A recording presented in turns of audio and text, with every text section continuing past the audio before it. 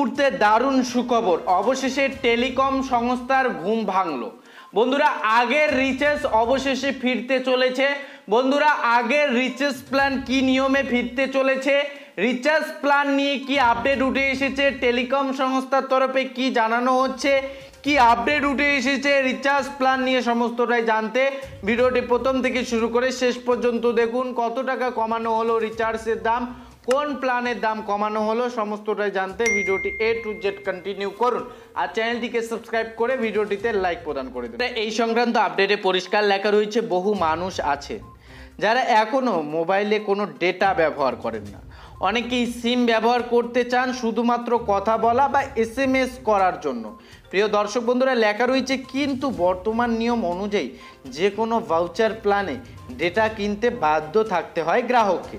তাই প্রশ্ন উঠতে শুরু করেছে, যারা ডেটা ব্যবহার করছে না তারা কেন বাধ্য হবে বাড়তি চার্জ দিতে, অর্থাৎ বাড়তি কেন চার্জ দিতে হবে তাদের।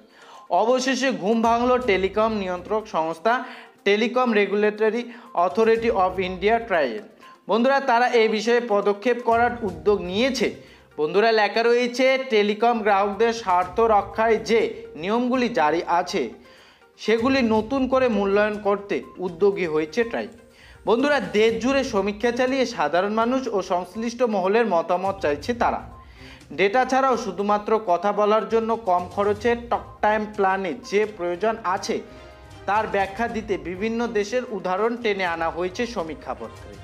বন্ধুরা, বাংলাদেশে, আমেরিকায়, সিঙ্গাপুর বা পাকিস্তানের মতো দেশে ডেটা ছাড়াও শুধুমাত্র ভয়েস প্যাক বা SMS প্যাক বা ভয়েস ও SMS প্যাকের কম্বো প্যাক চালু আছে বলে জানিয়েছে ট্রাই।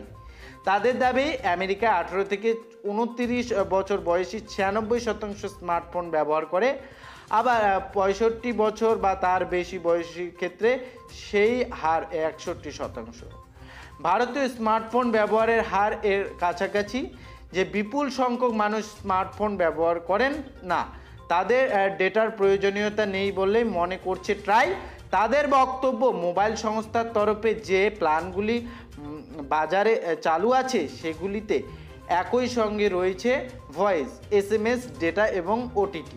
বন্ধুরা, কোন প্ল্যানটি তাদের পক্ষে সঠিক হবে বাঁচতে গ্রাহকদের সমস্যা হচ্ছে।